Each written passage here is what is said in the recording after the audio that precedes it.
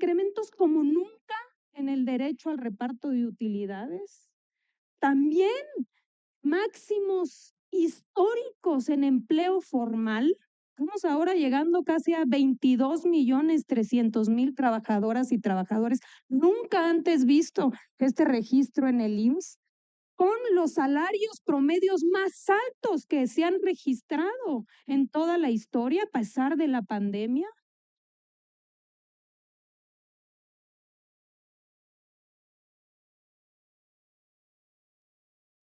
A nombre del presidente, quiero a todos mandarles un cordial saludo. Vamos a ser muy breves, solamente algunas ideas importantes que queremos compartir con ustedes. Saludo con mucho gusto, hay muchas caras conocidas, dirigentes sindicales de diferentes centrales, de diferentes industrias que nos conocemos ya de algunos años, algunos más, algunos de batallas recientes y también representantes de empresarias, empresarios y todos los compañeros funcionarios aquí, nuestras compañeras en primera fila, los que nos acompañan en el presidium, los trabajadores y las trabajadoras del Infonavit. A todos con mucho cariño nuestro reconocimiento. Como bien aquí señalaba Patricio Flores, un destacado dirigente de la CTM, estamos llegando a la última etapa de este sexenio, de esto que hemos llamado la cuarta transformación. La primera fase, diría yo, de la cuarta transformación. Estamos llegando a este último periodo, no por ello bajando la guardia, sino al contrario, de manera muy intensa. Y vale la pena hacer una reflexión, hacer un alto en el camino de qué hemos hecho y qué nos falta por hacer. Y tiene que ver precisamente con lo que aquí se planteaba tanto por el sector empresarial como por el sector obrero.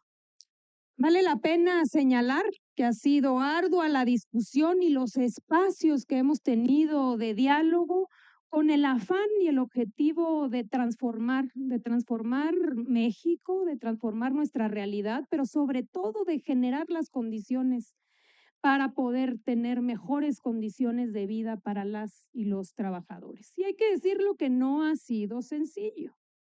Podemos aquí señalar varios cambios importantes, iniciar, por ejemplo, con el cambio en el salario mínimo y uno voltea hacia atrás y dice, ya incrementamos el salario mínimo y ha sido muy exitoso, pero vale la pena recordar cómo fueron esos procesos. Procesos complejos, procesos que necesitaron de mucho convencimiento. Había voces de todas y no necesariamente porque no se quisiera incrementar el salario, incluso el propio sector obrero, había miedo, había mitos, había fantasmas, había quien aseguraba que de tomar esa decisión iba a haber un caos, iban a subir los niveles de inflación, iba a haber un montón de desempleo, iban a correr todas las empresas, iban a dejar de invertir en nuestro país, íbamos a tener problemas. Y así iniciamos un proceso, primero 16%, todos acompañaron y luego fueron 20%, si no mal recuerdo, al rato por la pandemia 15%, luego 22%, 20%, y hoy llegamos, volteamos hacia atrás y decimos, juntos hemos logrado un incremento de más del 100% del poder adquisitivo del salario mínimo y lejos de haber generado un disturbio en el equilibrio de los factores y en el mercado laboral, eso ha logrado fortalecer el mercado interno y dignificar el trabajo de la gente. Después se vino la reforma de subcontratación, tampoco fue fácil. También hubo quien se alarmó y dijo, no conviene, qué necesidad de cambiar esos modelos, hay que flexibilizar lo más posible para que lleguen las inversiones. Entre más flexible pueda contratar uno mejor. Si empezamos a poner candados y dificultades, se nos van a ir las inversiones, van a bajar los empleos. Y empezamos un proceso de convencimiento. Y empezamos a decir, no, si nosotros empezamos a quitar la simulación, vamos a fortalecer a las instituciones de seguridad social, vamos a fortalecer el IMSS, vamos a fortalecer el Infonavit, pero no solo eso, va a significar una mejora en el incremento y en el salario de la gente, pero también mucha mayor estabilidad en el empleo. Vamos a acabar con esta competencia desigual de los que sí cumplen y los que no cumplen. Y así poco a poco, incluso el propio sector empresarial empezó a decir, adelante, vamos a caminar sobre esa ruta. Y llegamos a acuerdos. Y hay que recordar, primero se presentó la reforma de subcontratación y después, a partir de eso, de un planteamiento, empezó una discusión intensa que después generó cambios. Lo mismo que cuando se dio la propuesta de salario mínimo, primero vino un planteamiento por parte del presidente y después se fueron generando todos estos espacios de discusión.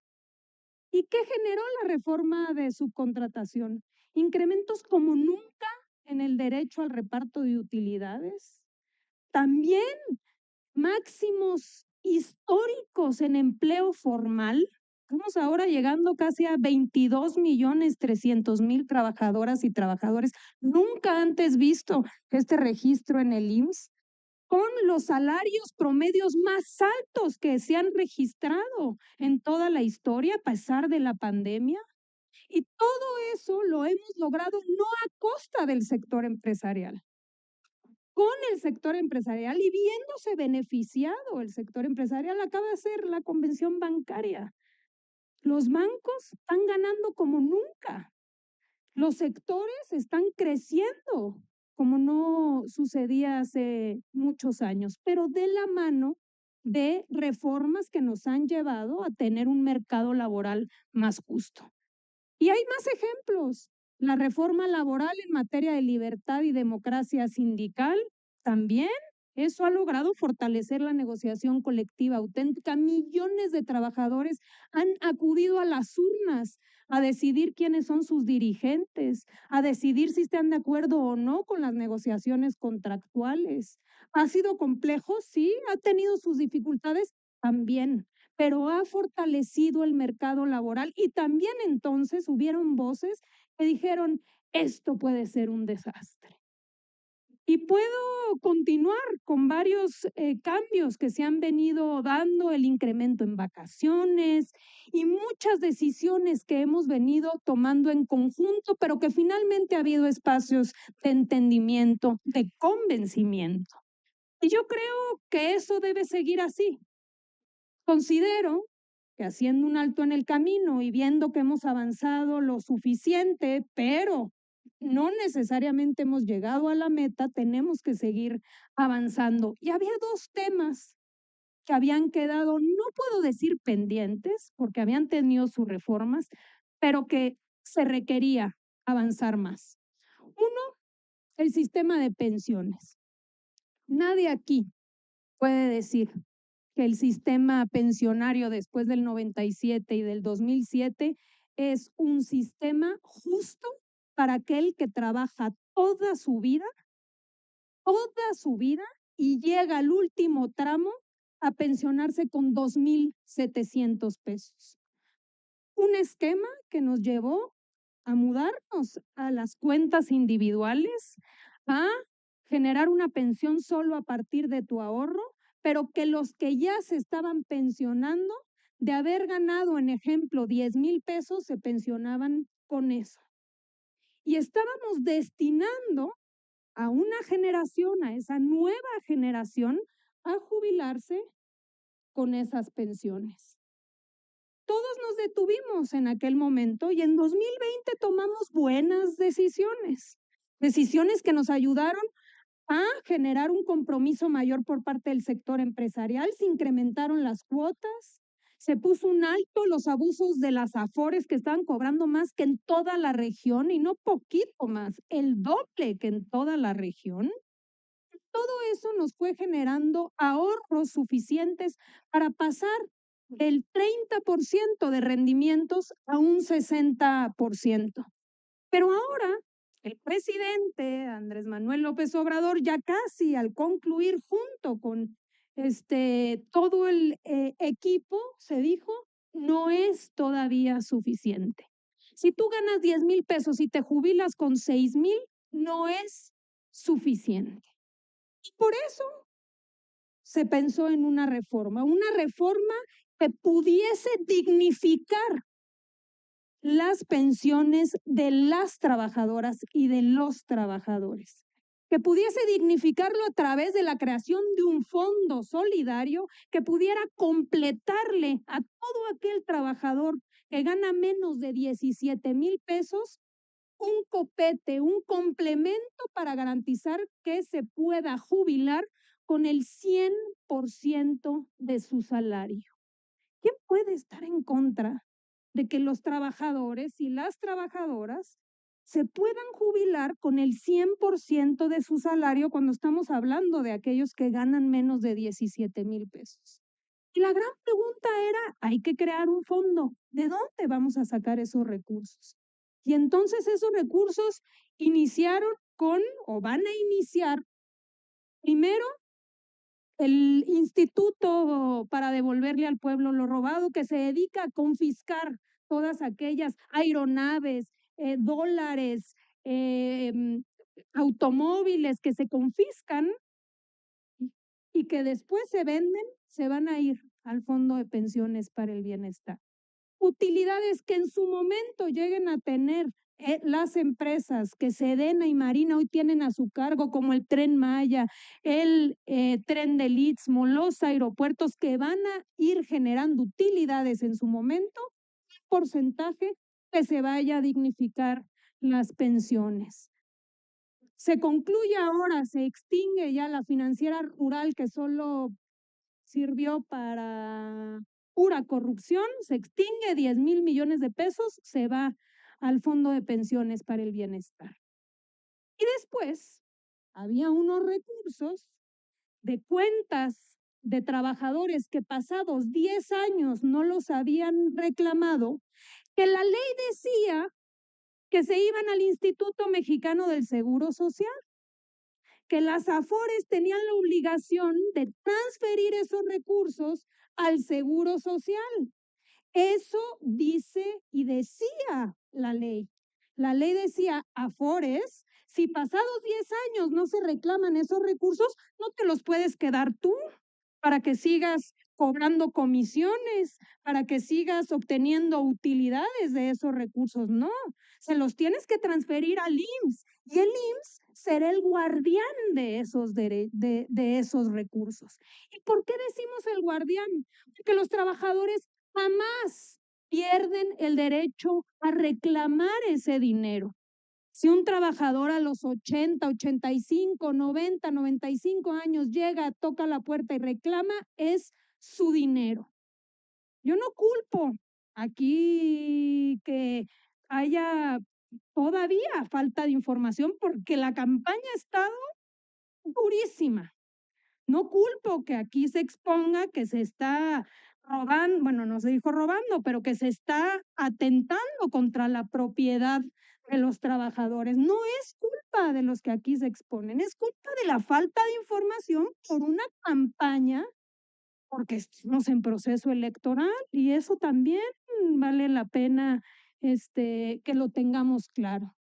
Pero esos recursos que se iban al IMSS como guardián, lo que estamos ahora planteando es que se vayan al Fondo de Pensiones para el Bienestar, porque esos rendimientos y esas utilidades se pueden utilizar para complementar las pensiones y que esas pensiones garanticen que los trabajadores tengan un retiro más digno. Ese es el planteamiento, no otro. Difícilmente cualquier representante obrero, cualquier representante empresarial puede estar en contra de que estos trabajadores que se iban a jubilar con 2,700 hoy se jubilen con el 100% de su salario. Difícilmente pudiésemos estar a favor de que esos recursos se queden mejor en las AFORES, aunque fuese contrario a la ley, para que ahí se siguieran cobrando comisiones, a que pasen a un fondo solidario sin quitarle el derecho a nadie para que puedan ir generando rendimientos para todas y todos los trabajadores. Ese ha sido el planteamiento, esa es la iniciativa que se aprobó y eso es lo que a todos nosotros nos va a tocar vivir ya, tener la tranquilidad, la conciencia tranquila de que hicimos algo para revertir los nefastos efectos que tuvieron las reformas del 97 y del 2007, que condenaron a una generación a jubilarse en la miseria. Y finalmente, y concluyo con eso, la reforma en materia de vivienda. También en 2020, en un consenso generado con los sectores, se hicieron cambios importantes en materia de vivienda. Por ejemplo, los créditos se hicieron más directos sin necesidad de intermediarios, se abrió la posibilidad para que los trabajadores pudieran adquirir terrenos, pudieran juntar sus créditos con sus familiares, sus parejas, la autoproducción de vivienda. Se dijo, es tu dinero, tú puedes hacer con él lo que tú quieras, no necesitas intermediarios que te digan dónde sí y dónde no puedes invertir tus fondos. No solo eso, se abrió para trabajadores independientes, para trabajadoras del hogar, para migrantes. Aquí todo el informe que ya dio el director del instituto y mucho cambiado y fortalecido. Había también que hacer una reflexión y entender que hay muchos trabajadores, muchas trabajadoras que aún cotizando en el Infonavit, cuando se meten a hacer su cálculo, resulta que lo que les puede prestar el Infonavit no les alcanza para poder adquirir una vivienda. Y si tú ganas el salario promedio, aproximadamente cerca de ahorita 17,200 pesos, puedes acceder a un crédito de no más de 1,000,000 de pesos. No porque el Infonavit no quiera prestar más. Se han bajado mucho las tasas, pero depende de cuánto ganas y depende de cuántos años tienes y cuánto has cotizado. Con 1,000,000 de pesos, volteando al mercado inmobiliario, ¿qué te puede alcanzar? ¿A dónde tendrías que irte a vivir para poder adquirir una vivienda? Los propios datos del INEGI, las propias datos de las encuestas de vivienda señalan que hay muchísimos trabajadores y trabajadoras que no tienen acceso a la vivienda. Y sí, era todavía una deuda pendiente. Y por eso se hizo una propuesta, un planteamiento, que no significa una imposición, significa una propuesta en la mesa para que la debatamos, para que la podamos discutir, para que se pueda complementar. Sí, pero sin perder el objetivo que es que necesitamos garantizarle a la gente y sobre todo a la gente más joven que pueda utilizar esos fondos que ahorra durante toda su vida laboral para poder tener una vivienda propia eventualmente. ¿Y qué fue el planteamiento que que se propuso por parte del presidente en una reforma constitucional que habrá que discutirse en el Congreso? Que el Infonavit número 1 pueda construir. ¿Por qué? Porque no hay suficiente vivienda, no hay suficiente construcción de vivienda que permita que la vivienda sea asequible. No hay suficiente, es una realidad, ahí están los datos. No se está generando la suficiente vivienda necesaria para todos los que requieren. Porque el Infonavit, con una administración honrada, tripartita, transparente y vigilante, puede ser que baje mucho los costos a la hora de construir y que vivienda digna la pueda hacer a mejores costos. Que se trata de una institución social que no necesita altas utilidades, sino que lo que necesita es hacer vivienda digna, pero a costo. Número 1, que el Infonavit pueda construir. ¿Por qué no? Dicen algunos, es que en el pasado construyó y se lo robaban. Sí, se robaban todo. Eso no quiere decir que en el futuro tenga que suceder así. Lo que estamos planteando es bajo un esquema de cero corrupción, de transparencia, de vigilancia y de honradez. Se pueden bajar los costos. Y número 2, que todo aquel que cotice un año. ¿Por qué? Porque estamos hablando de los jóvenes, jóvenes que no pueden salirse de casa de sus papás, que se quedan ahí hasta los 35, 40 años porque no hay que se dividen los cuartos, que les prestan un terrenito, que no tienen la posibilidad de independizarse porque no les alcanza, aunque estén cotizando en el Infonavit. ¿Cuál es el planteamiento? Si el Infonavit construye, se pudiese darle la posibilidad a todo aquel que cotice un año, de decirle, muy bien, aquí está tu trabajo, aquí cerca de tu trabajo hay esta vivienda disponible. Y que ese trabajador pueda acceder a una renta social, una renta que no, por cierto, otro asunto que no forma parte de las reformas, aquí se dice que se van a tomar los fondos de tu subcuenta de vivienda, no, de tu salario, que tú de tu salario puedas pagar no más del 30% por la renta durante 10 años y que 10 años después tú puedas tener el derecho o tengas el derecho de poder adquirir esa vivienda y que todo lo que ya pagaste durante esos 10 años de renta se te considere como si hubieses estado pagando un crédito. Tú rentas desde el primer año ya estás en esa vivienda que está cerca de tu trabajo, una vivienda digna, una vivienda bien construida y que a partir de ahí inicie tu periodo y 10 años después puedas decidir, la compro o no la compro. Y si la quieres comprar, pues todo lo que pagaste de renta ahora forma parte ya de la propiedad de tu vivienda. Ese es el planteamiento, un planteamiento abierto, transparente, con una visión de lograr acceder a uno de los derechos más importantes que tiene la seguridad social, que es el derecho a la vivienda. Una propuesta que esperemos se abra discusión, que esperemos se pueda fortalecer y contribuir por parte de los sectores, que no pretende ser una imposición, pero que sí, ojalá, como nos ha pasado, podamos convencer a través de datos, de argumentos, de información que nos permita a todos construir un consenso para seguir mejorando la calidad de vida de la gente. Lo hemos hecho hasta ahora. Tenemos algunos meses todavía hacia adelante y después también habrá tiempo de seguir una discusión, pero sería extraordinario poder cerrar digamos, este periodo de lo que hemos denominado la primavera laboral con reformas en favor de la gente, no solo de las pensiones, sino también de la vivienda. Que vive el Infonavit. Muchísimas gracias.